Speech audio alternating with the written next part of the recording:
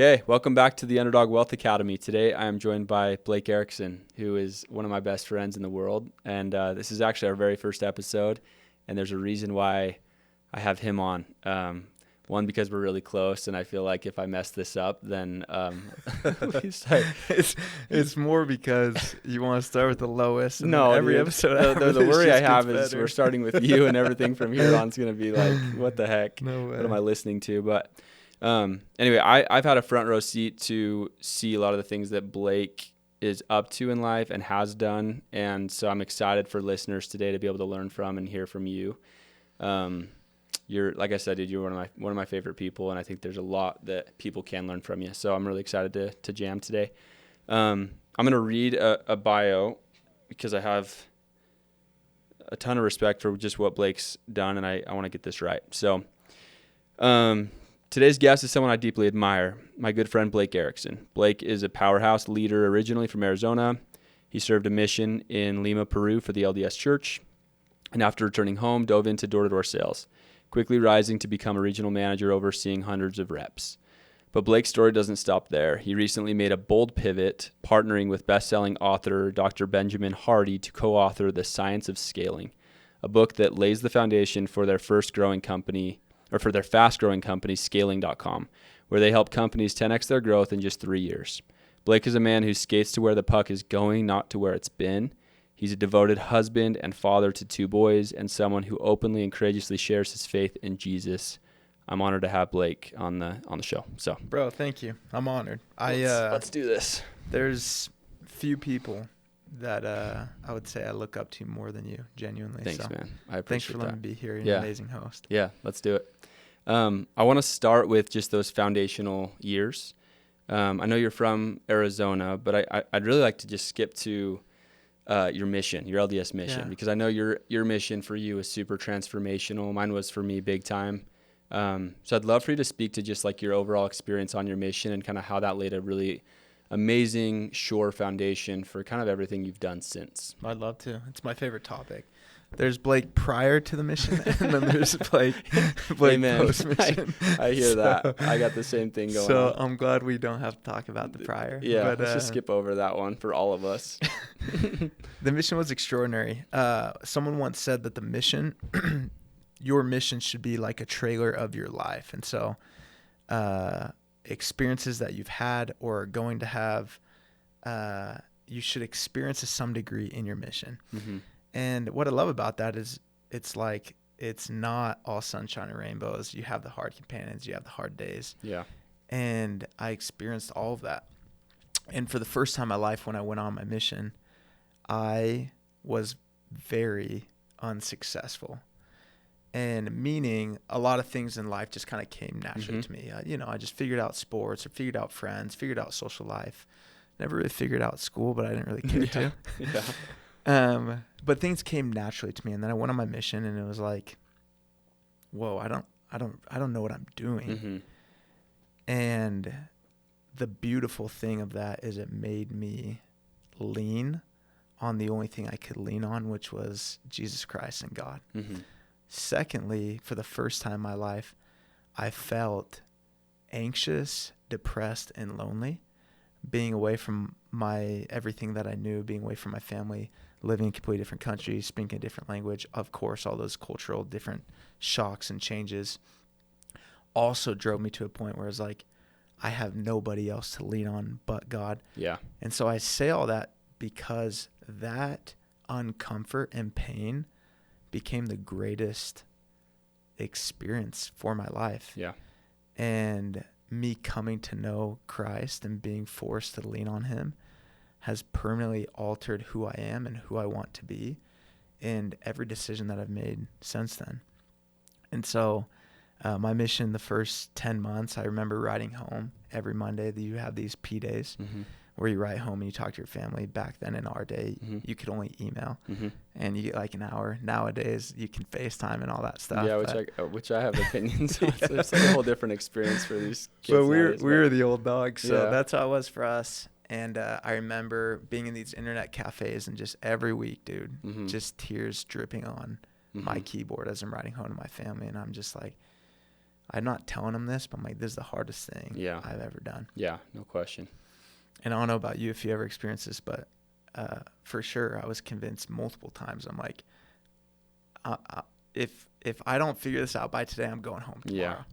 Yeah. It was back against the ropes. Giving yourself deadlines and. Oh yeah. One of the cool ways, I had a leader in my mission describe the mission as life's university, which I think is kind of a different way of how you're describing it. But like, it just is, man. Like, I think, we share the same faith. I think if you grow up LDS, like missions they're so necessary. If you're not LDS, like I always tell people, the best thing you can do graduating high school is like go hit the reset button and go somewhere and make sure it's hard and get uncomfortable. Yeah. And like you've said, I think you've spelled it out really nicely. It's just like go back to zero, start over, and same for me. Like I had to go. I served in Eastern Europe, and it was just like it was stinking hard, and it was. I got to go figure out what this faith is that I have in God, and go make that deep as deep as possible. And it was the only way to survive, So I love that. I love that laid a foundation for you in your life. I have really similar feelings in terms of just missions. I think the best thing people can do post high school is just go dark for a while and just go do something hard. I think it's a really good thought. The other thing I wanted to ask about with your mission before we go today, I want to go deep, by the way, on your door-to-door experience and on your new book. I probably should have mentioned this early. That's what we're going to be jamming on for the most part today. I work in door-to-door. You did for a long time. A lot of the listeners are in that space. So anyway, we're going to go deep on that and on your new business. The last thing I wanted to ask just about those foundational years and kind of preparing for the success you've had post-mission in door-to-door and with your new business is having a good leader. I know your mission president for you is someone that was like a transformational person. And I've heard it said like, I think on Casey Baugh's podcast or something, but he talks a lot about how when you grow up, you admire your parents and they're like your mentor for you. And then usually you get into your teenage years and it's like parents are dumb. I need some homies that I can look up to and like love. Right. And then there's this third phase of like, okay, I'm a grown up now and I need like a person that's not a friend or not my parent to go be a mentor to me. And some people choose really bad mentors and it sets them off on a bad path. I know you had a really important mission president and leader there that was in charge of your LDS mission that's been super important to your success. So I want to hear a little bit about that. Yeah, I'd love to. Everything that I could have hoped for in that phase of my life from a mentorship standpoint, he provided me. What was cool about my mission president is he was very young. And oftentimes when missionaries go on missions, these mission presidents are 60, 70, 80 years old, and they're a little bit out of touch. Yeah. My mission president, I think, was called at 39 years old. Wow. And so, super young. Mine was 50 something, and that was young. Yeah. I mean, that still is young. Yeah. I was just with him the other day, and he's like, I don't know if I should call you my son or if I should call you my brother. I'm like, either so works. Cool. Yeah. But the age gap was cool because it was like, no, this guy, he's relevant. Like we're not super far apart. There's not a massive gap here. Yeah. And so that was helpful. Secondly, he experienced success at a young age, which allowed him to go serve God full time. Mm-hmm. And that was so intriguing to me. And so I see this example of things that he had done, things that he was currently doing, and the age that he had done it at. And it shattered all beliefs and stories that I had written in the past. Yeah. Meaning I thought retirement, I knew maybe some people that retired at 55, 60, but someone would retire at 35. Absolute mind-boggling for me. A mission president to go serve full-time with his kids, bring him out to another country at 39, 40. It just reshaped what was possible for me. And his influence, like today, my mission is to expand what's possible within others and companies. Yeah. And that's exactly what he did to me. He created possibility through how he lived, but then also through my interactions with him. And so I had kind of a front seat for 10 months where I had a notebook where anything that he said or anything that he taught me, I got this full notebook of just learnings from my mission president. And the greatest thing that he showed me was the best thing we can do on this world is figure out how to build God's kingdom and how to do it in a massive, big way. Yeah. And it was beautiful because when I was transitioning, going home, it's like, what's next? You know, I just spent every waking second preaching the gospel. And his advice to me was just go figure out how to do the same thing you've been doing, but in the business world. And that simple thought and suggestion was so crucial, because then I could go head into one thing and go all in while still tying it to a higher purpose, where it's like, hey, I want to make an impact, leave a dent, and build God's kingdom. I think that's cool, because he almost gave you permission to come home and be abundant and crush it in business. And you didn't have to be apologetic about it, because there was this deeper like why behind it, which is like, I'm gonna go dominate in this, you know, in this arena, so that I can at some point like go get on to bigger and better things, right?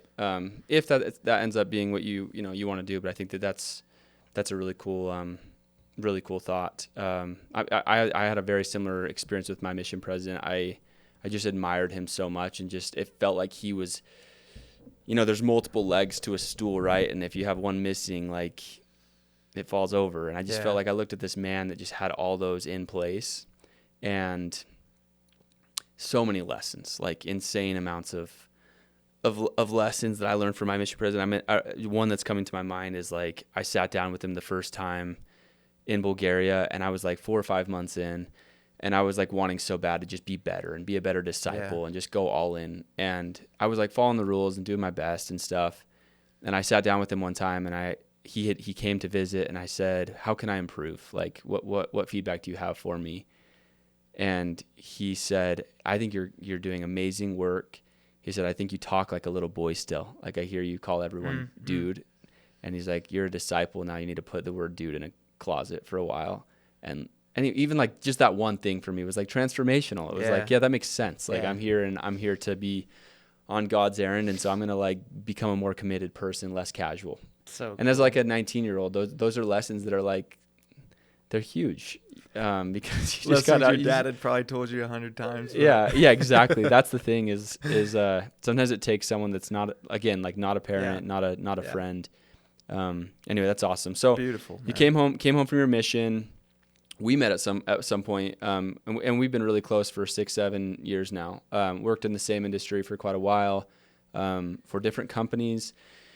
So I'd love to hear, I guess, to start with your door-to-door experience. I want to go deep on this for a minute. I know you are of the opinion that door-to-door sales is an amazing vehicle to go plug into post-mission while you're in college or while you're young. Give me maybe your 30-minute or 30-second to a minute like elevator pitch on why someone should go that route. Absolutely.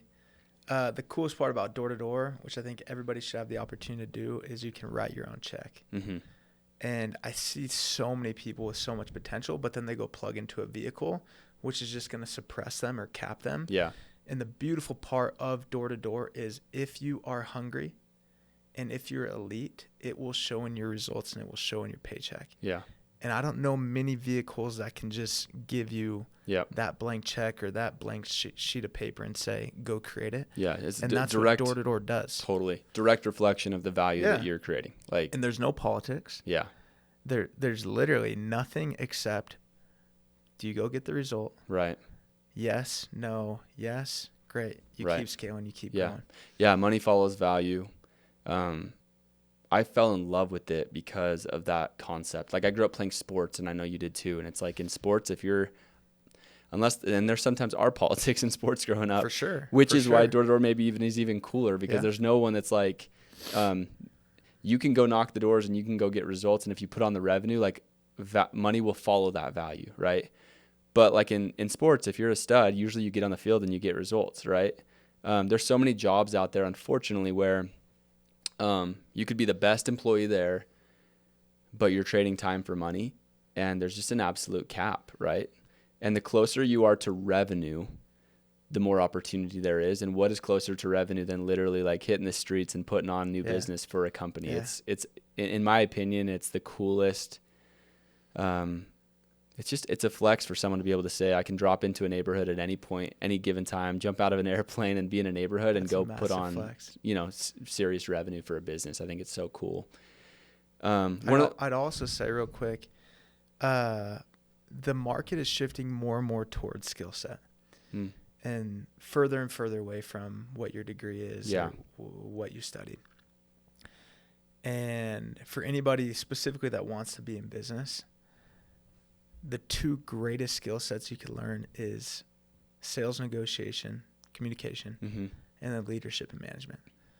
Those are the skills that are just going to always pay you top dollar, always are needed, whether it's in a recession, a depression, those skills are always going to be needed. And if you could get exceptional at those two, you're always going to be able to financially provide and impact in a very, very deep way. Yep. And so I don't know also a better vehicle out there that is their sole focus, and that is all I did in door-to-door. That's all you do in door-to-door is those two things. You don't need to worry about anything else. Yeah. And that's the other beauty of it. Yeah, I totally agree with that. I love that thought of like in a recession or in any type of macro economy, like if you can put on revenue, you're safe. Like, for sure. Like back in the day, a couple hundred years ago when there were like hunters out, bringing home the food for the family, like the last guy to go, I promise you, is the guy that's bringing the animal home and carving it up, like he's the last one to go. We're not leaving that guy behind. We need that guy. Yeah. And so I love that about door-to-door sales and that skill set. The thing I wanted to ask you about is, I feel like, so I've been in door-to-door sales for 8-9 years, and I currently run a org of maybe about 200 reps. And I feel like you at your, within 3-4 years of you being in the game, that's about where you were at, is you had about 200, plus reps working for you, right? I just feel like you scaled fast. And so I'd love to just hear like best practices. There's going to be people listening to this that want to get into leadership. I know you can't skip steps, and you were a really good rep first. Yeah. So that's a whole different conversation. But like, how does someone scale fast in leadership in the door-to-door industry? Oh man, there's so many. Let me make sure I try to get as many of them out as possible. First one is start with the vision. And so I learn this more and more every day. Big vision attracts big people. Mm-hmm. If you want to scale, you need big people. You need the right people. We call them like super who's, people that like really are going to come jump on board and help you scale. Yeah. And so number one, I just always knew I didn't want to play small. I didn't want to go make $200,000, $300,000. Mm-hmm. I want to figure out, how do I go crack the code of making 7 figures?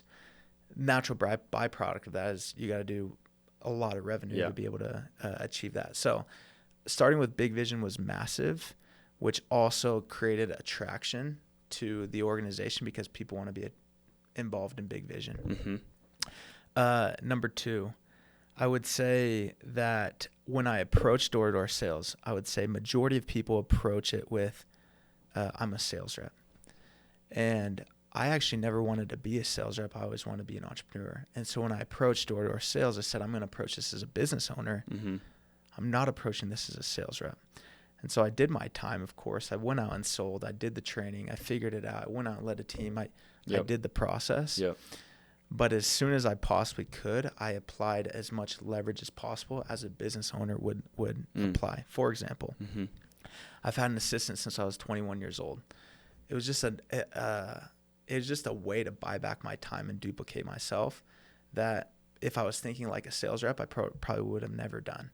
Secondly, I remember going into my 3rd summer, I hired this Golden Door guy to come in and train. And he trained all my top guys and experienced reps to go hit bigger numbers. Mm-hmm. I recognized early on that that's not my bread and butter. My bread and butter and my time is best well spent over here recruiting.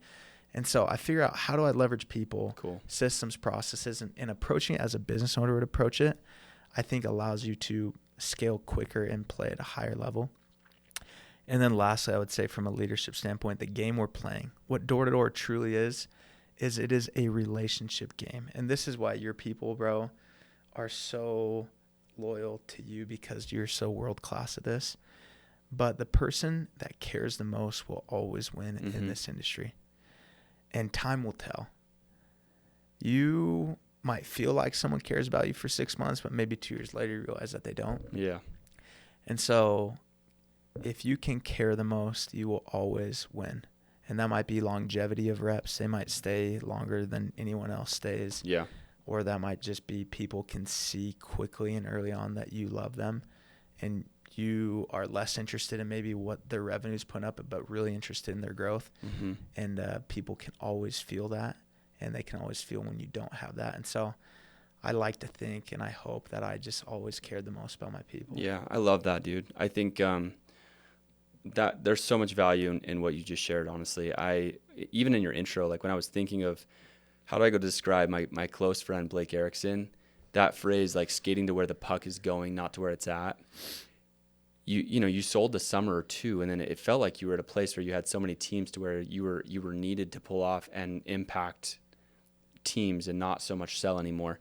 And that's what I mean by that is like, because you knew that you were so interested in the leverage piece and in impacting people, and that gave you more energy, you created systems like from even year one where you had a secretary and you were building infrastructure to be able to scale out a sales army. And I think a lot of people, like it just takes, myself included, like it took time for me to understand some of those lessons, right?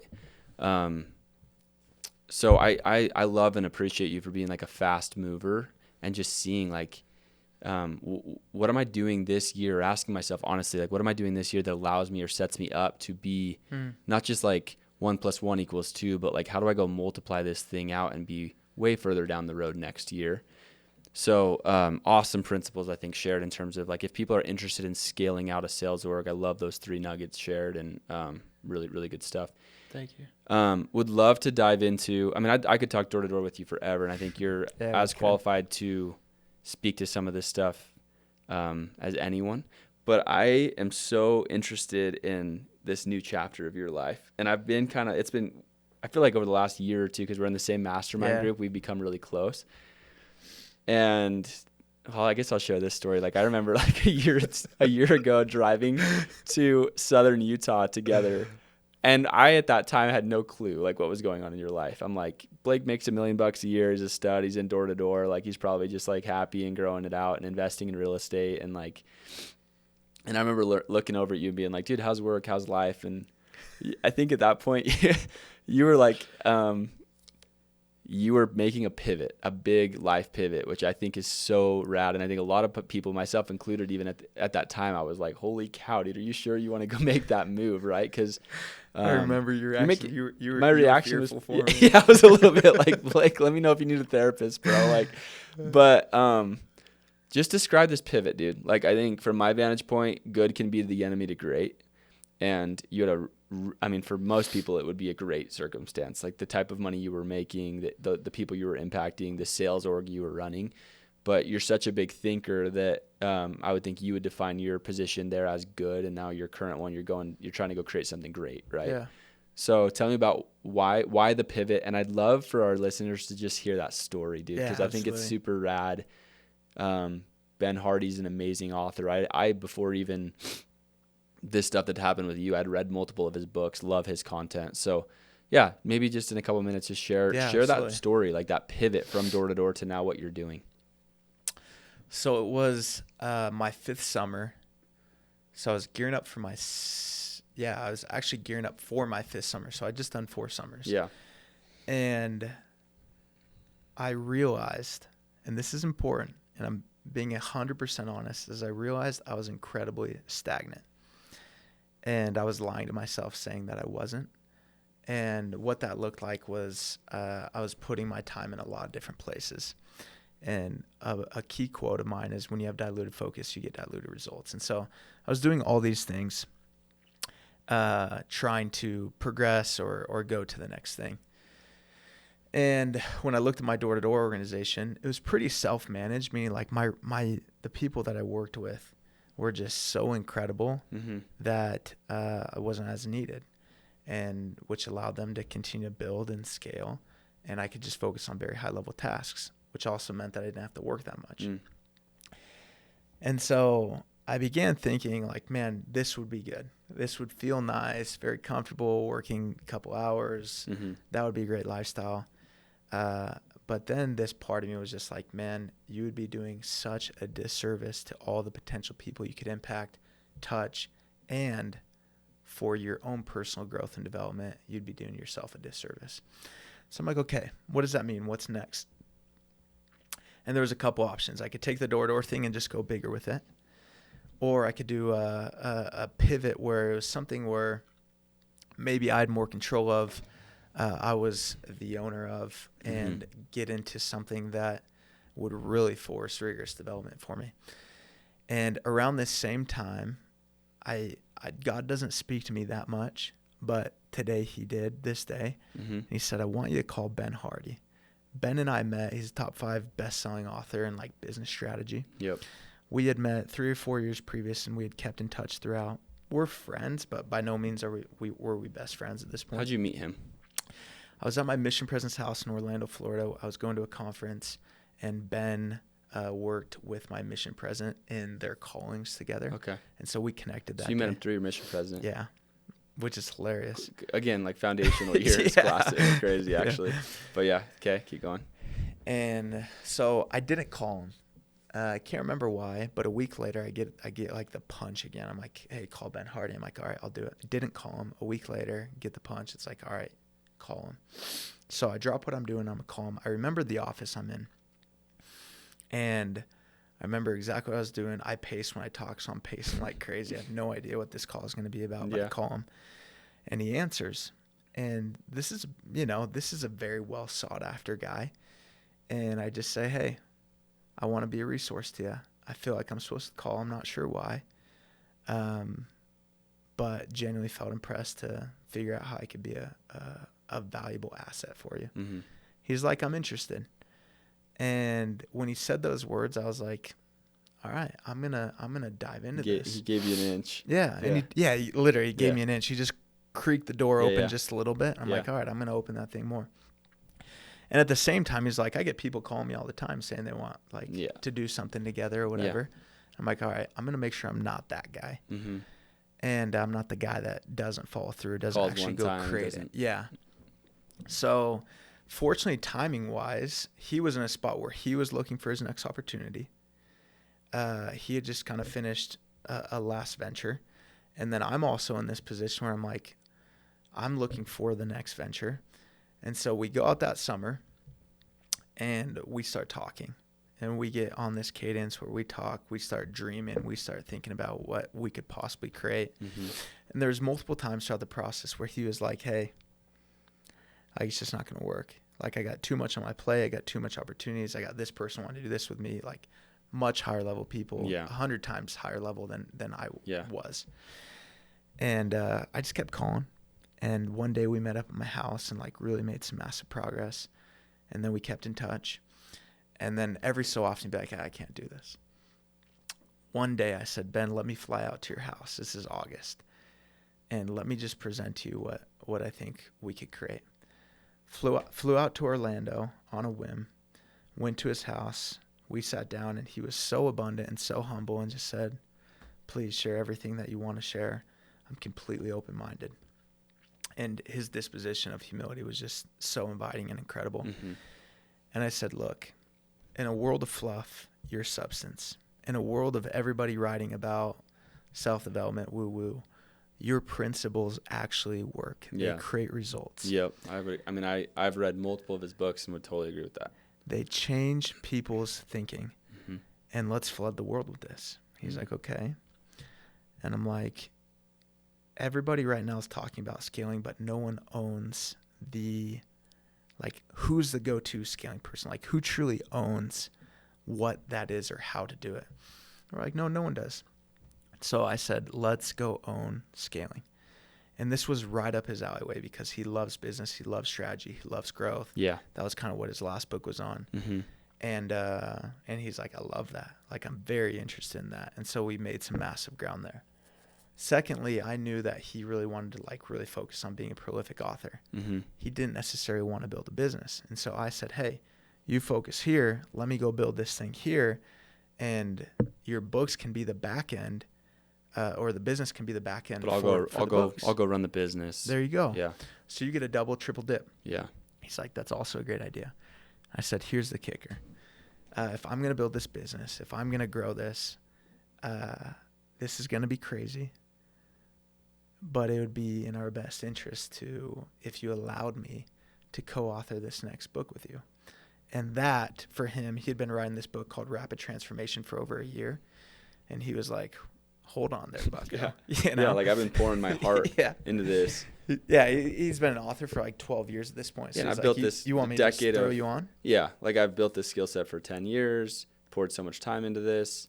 The book's on, it's like, I'm in the 8th inning writing this book right now. Like, don't slide in and try to be a co-author with me on it. No, exactly. Yeah. He's like, I've got this IP, I've got this audience. And I was like, I get it all. Yeah. Yeah, I'm like, I get that. And he's like, for me, like, really, like, you'd have to put skin in the game. I'm like, I didn't come here not expecting to put skin in the game. Yeah. And he said, okay, like, if you really want to make this happen, give you access to all my IP, content, audience, and you want to go build this thing and like co-author this next book together, it'll cost you $1 million, which I think is a discount. And I wasn't expecting it to be $1 million. Yeah. But I said, okay, let me call my wife and I'll let you know. Leave his house, call my wife. 5 minutes later, give him a call, and I say, we're good to go. Let's roll. And my wife was like so stoked, out of her mind. You know, Bree. Yeah. And we were just elated at the possibilities of the opportunity. Yep. And so at that moment, it was now, here's the bet. And I think everybody in their life has like a big bet. Yeah. Sometimes there's multiple. And for me, it was like, this is the big bet where I'm going to put my chips in. This is the horse I'm betting on. And I'm willing to play full out. And the last thing I want to do is just look back and be like, what if? Yeah. So I'm like, of course, we're going all in. Yeah. So back to your point, what transpired after that was I was doing all of these things. And in order for us to go build this beautiful, massive company that we wanted to build, I knew that I had to get rid of all the things that were keeping me unfocused. So that at the time was a podcast. I had my door-to-door company. I was scaling my real estate portfolio. Doing content. I had this morning planner, et cetera. Yep. And so all these different things. And I didn't delegate all of them, where most people are like, yeah, I'll just, put the right people in place. I deleted all of them. Wow. And it freed me up to be able to go maximize the opportunity. And that was the time when we were talking. We were like, bro, are you sure? Yeah, I remember on that drive, you're like, I'm selling all my rental properties. And I'm like, Blake, because I'm a real estate guy. Yeah. I'm like, you don't want to do that, dude. Like, there's got to be some other way. It was like, don't kill your kids, dude. Like, for sure. But like, what a bet. Like, what an amazingly bold, amazing move. I think you said on that car ride, like, something so profound. I think I went home to my wife after that trip, and I think it was like actually like the main takeaway from that mastermind weekend was something you said in the car on the way down. It wasn't even from the actual like weekend, but you said something like, I'm trying to set up my life in a way to where I have the chance to go 10x, and I'm trying to eliminate everything in my life that's got 2x potential, which is totally in line with what Ben Hardy teaches in his other books. And it's just in line with what you're saying, right? Like, it was just like, I'm going to go eliminate these things that are, sucking energy from me, that don't allow me to go do something epic.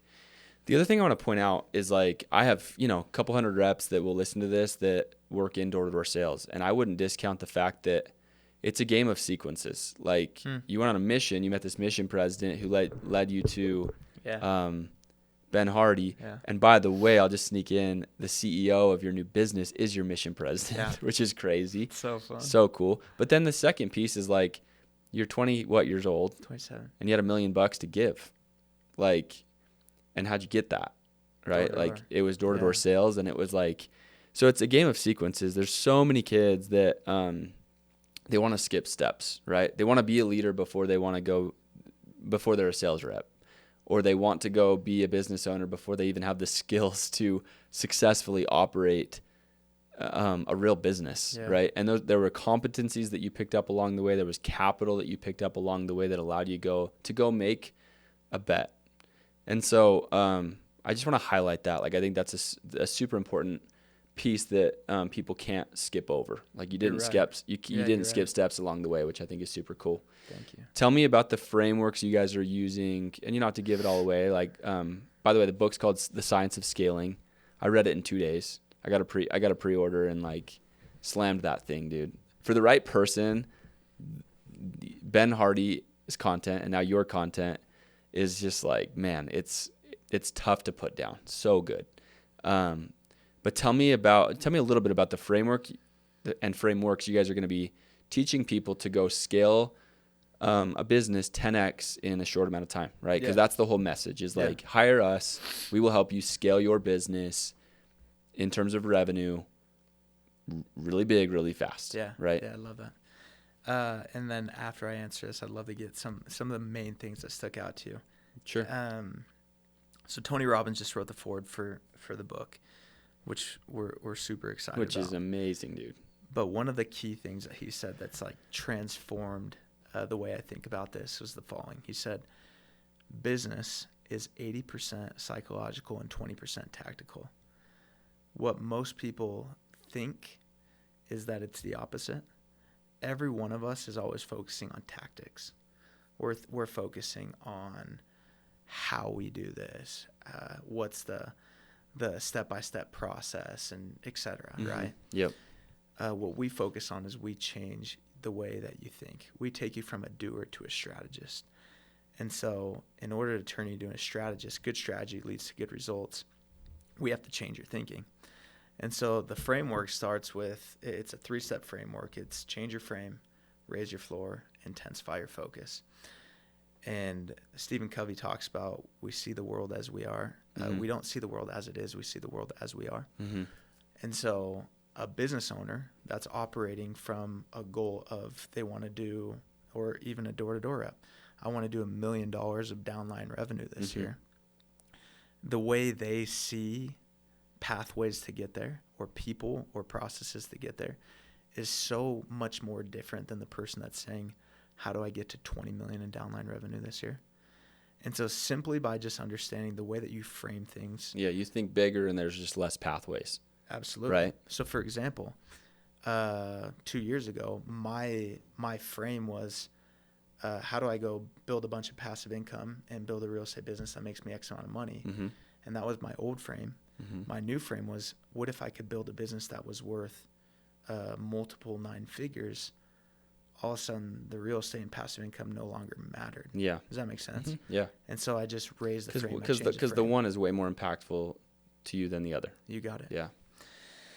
And so we help people elevate their frame. What we also know is the pathway to $1 million and the model to $1 million usually is much different than the pathway and model to 20 million. Mm-hmm. It's not that it's harder, but most people think if I want to take my business from 5 million to 7 million, I just need to do more, which is true. Mm-hmm. But if you want to take your business from 5 million to 50 million, it's not about doing more anymore. Yeah. It's about doing better. It's about doing smarter. It's about doing better. It's about doing different. Yeah. It's not about effort anymore. It's not about grind harder, work more hours, stay up later, get up earlier. It's about like strategy. Yeah. Rethink. Boom. Yeah. Better people, saying no to the right things, saying yes to the right things. And so once again, it's not, people don't come into scaling.com and they say, hey, my business is doing 5 million, help me get to 50. And we're saying, yeah, you got to work 80 hours a week. It's no, let's change your thinking, define better pathways, better people, and the right strategy to get there. So love it. That's like the first point. Second point is when you raise your ceiling, you automatically raise your floor. Back to the example of $1 million, the things that you can say yes to if you're trying to have a business that does $1 million are not the same things that you say yes to if you're trying to have a business that does $100 million. Mm-hmm.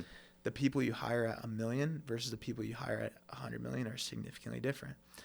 And so the floor is a filter for the things that you should have in your business and the things that you shouldn't have in your business. For example, in my case, having a new goal filtered out, me doing a podcast for my goal, it was no longer a pathway to get to my new frame. Mm-hmm. It was a pathway to my old frame.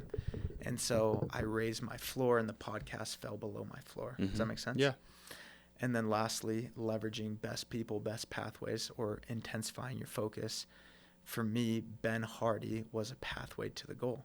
Mm-hmm. He was a who that allowed an opportunity to be a really reliable path to getting to, let's say in this sense, my goal was to do 120 million in 3 years. in annual revenue, and Ben's audience and content and IP was a very incredible pathway to get there. And so that's the framework that we help people go through. Love it. We help change the psychology of how they see growth, and we help them stop thinking linearly and help them start thinking non-linearly. More focused. What's cool to me is, before this whole thing went down, I had read 10X is Easier Than 2X. I'd read Who Not How. These are all books by Ben Hardy. And what's crazy is I look at this from my vantage point because I've been close to you as this whole thing's gone on. And, like Ben Hardy is your who in this situation, right? Absolutely. And you're his who. And it's almost like there's this like little microcosm thing happening here where all these principles are playing out in real life. Yeah. And I'm just like, that's so, it's really neat. Like, it's been really cool to just have a front row seat to that. And so, I respect and admire you a ton for just being a visionary person and just being willing to like look down the road, and ask yourself honest questions about like, what am I doing today? And does that actually stack the deck in my favor to go and get what I really, really want, like at my core? And I think that's such a neat thing that not a lot of people have. I think, unfortunately, today, a lot of people are that kind of hamster on the wheel, and they, today's about paying tomorrow's bills. And so I know some people, it's really difficult to kind of come up for water and have some time and some energy to go pour into like, what is that thing that fires me up that I'm going to go start saying no to things? Because when you're dead broke, you'll say no, you'll say yes to a lot of things because you 100%. Have to, right? So I do think it's a game of sequences. I think you've played it right, and it just allowed you to, when you had a shot on goal, you took it, and I'm really excited about this next chapter for you. Thanks, and I'm cheering you on big time, man. Like, thanks. I read the book. We'll give a book. Like, I can't wait for my people to read that book, just because I think these frameworks are so important. And I think, people say yes to too much. Like, I think that, and I've admired that about you. I think one of the last questions I want to ask you about is, both of us care a ton about our families. We care a ton about our faith. Yeah. And both of us have a ton on our schedules. And you brought up the secretary thing. I big time admire the way that you approach that piece of your life so that you can build all this stuff that we've talked about today in terms of your career around what really matters. And so maybe just speak to that. Like, how have you, I know you're super, super intentional with, with your calendar and having a secretary and things like that. Speak to that. Like, I'd love to just hear. I think a lot of people listening to this are high performers and they want to go get amazing results, but they also, like, a lot of them want to go have a family and have a faith that, like, to where they keep first things first. And I think a lot of people talk about these concepts on podcasts. I hear a lot of people talk about balance and all this stuff. I genuinely do believe you've built a life where you're winning in all the important areas. And so maybe just speak to that. I appreciate that, and that's kind of you. And I've been incredibly imbalanced a lot of times in my life, and I optimize more for harmony than balance. For example, I worked till 10 o'clock last night. My wife's like, where are you at? Yeah. What are we doing? Yeah. Are you going to help me put the kids down? And I'm like, hey, it's one of those nights. So of course, I optimize for harmony. Now, how do I do that? And I do it imperfectly, and I'm still trying to figure it out like everybody else. Of course. Weekly planning has been absolutely crucial. It's something I learned on the mission, continue to do so. Prioritize your priorities. And so if putting my kid down as a priority, it's going to be in the calendar, it's going to be reoccurring, and it's going to be protected. Yep. I've been in phases of life where I didn't prioritize myself, which then led me to underperforming or underleading the people that I served, or just underperforming. And so I've also learned through time that I have to prioritize myself and make sure that time's blocked out so that I could go serve at the highest level. And so I've a lot of trial and error. But anytime that anybody's like, man, I can't do it all. I can't do spiritual, family, work, all that. It's a lack of leverage and nothing else. Meaning I never feel like, oh man, I ran out of time. Like, I don't have enough time. It's, no, you need enough resource. You need enough people. You need enough processes. You need enough systems so you can always be getting everything done in a timely manner. And I think if you're doing so, If you're not doing so, it's you either lack people or you lack the right people. Mm-hmm. And then it just might be like an organizational structural issue of, hey, are you prioritizing your priorities? Are you blocking off the things that you need to block off? And so I would speak to that and say it is all possible to have harmony. Yeah. Not necessarily balance. Yeah. It is possible to have harmony. And utilizing resources to do so has been crucial for me. Like we have a house manager. Yeah. That frees up my wife to be able to go have an identity, take a little break throughout the day. Also makes it so I don't have to do dishes every night. Yep. And so there's some of those things I use to buy back my time where I can do my highest leverage activity in work, and then I can do my highest leverage activity with my family, which is just being there, spending time with them, developing them, rather than in family time, I'm out cleaning the whole time. Yeah, the other thing I'll say, just because I'm in the loop on your situation, is like you're sprinting right now because you started this new business and you've bet it all on it, right? So like, of course, there's going to be nights when you're up at 10. Like there's just going to be those nights. Like you're sprinting, you're in that season of life, and life has its seasons, and you're in one of those seasons right now. But we spend our time and our money also on the things that we truly prioritize. And you have a house manager, and you have like you do things in terms of like supporting your wife and your family. Like you're spending real time, real resources on those things to free her up, or just to kind of like try to lighten the load. I also know expectations are so important. And I know you sat down with Bree when this shift happened, and it was like, hey, this is going to be a little bit of a grind the next little bit. Like, and I know I've had to do that with my wife multiple seasons, right? Where I'm like, I can see where the puck's going to, and I'm like, hey, this just FYI, like, I know we have big goals. We start with that always. Like, what's our frame, if you will. There's some things I'm going to have to say no to that I don't really want to say no to, but I need to in order for us to accomplish what we need to.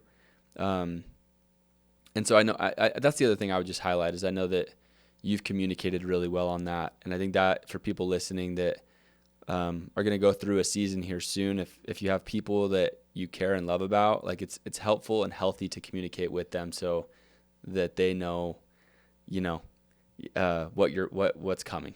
Yeah. I think I would say that. Last question, dude, is I admire just people that are like willing to be shameless, if you will, about their faith and their convictions there. And I admire that a ton about you. I feel like a lot of people say they're one thing, but then when the mic comes on, it's like, check. Okay, everyone can hear me. I'm going to kind of like, I'm going to dial it back a little bit, I just feel like you turn up that mic, and like, I love that about you. You've been a really cool example to me in that regard. Cause for me in certain, like on Sundays when I'm up in front of my church congregation, it's like super easy and natural for me to go that route, right? But I just feel like you lean into it. And so maybe just speak about that. Like I think that sometimes you're playing a different game than others, and I respect that about you. And so we'll close up with maybe that thought of just like why Jesus? Why is it important to you? Why is it a big part of your identity and your why? Yeah, that's the most important question on this podcast. And I would also say that you're exceptional at this, and so kudos to you, and thank you for being that example to me as well. It comes down to just a couple core things. Number one, everything that I am, everything that I have, everything that I've done and been able to do, I truly, genuinely believe that God facilitated it. And so whether it was selling a lot of accounts or recruiting someone specific, I believe his hand was genuinely there, and if it wasn't there, I couldn't have done it. Mm-hmm. And so I'm owed to him. I feel indebted, and so it'd be like having a business partner that I don't give credit to. It's just he is what makes the ship go. Yeah. Secondly, we've all heard money's a magnifier, and I've just had too many experiences where I've seen people in the door-to-door space, but also in other areas. No, yeah, our industry's good at that. Like, I made it. It was me the whole time, baby. But like year one, it was like, please God help me. Like, and that makes me sick. I agree. Because these people that are the moment they go taste success that leave it, could be some of the greatest warriors and voices for this generation. And it makes me so sad to see some of these exceptional people go be casual. or go leave it completely, because I know the amount of lives that are not being impacted due to that decision and due to that negligence. And so because of that, I'm grateful I was able to see that, and I made a decision. I need to make sure that that doesn't happen. So I'm proactively in the present working to make sure that that doesn't happen. Yeah, way cool. And then just lastly, we get so lost sometimes on the things we're doing in this world. Really easy to get caught up in work or get caught up in a drama or something that happens. It's really good to go back down to ground and just say, why did God send me here? Yeah. And what is the purpose of being here? And it really simplifies all that we're doing. Mm-hmm. And it makes you quickly remember, that day at Bagel didn't matter that much. Yeah. Amen. And Great it's thought. like, dude, why are we here? We're here to show our love for him, bring people along with us.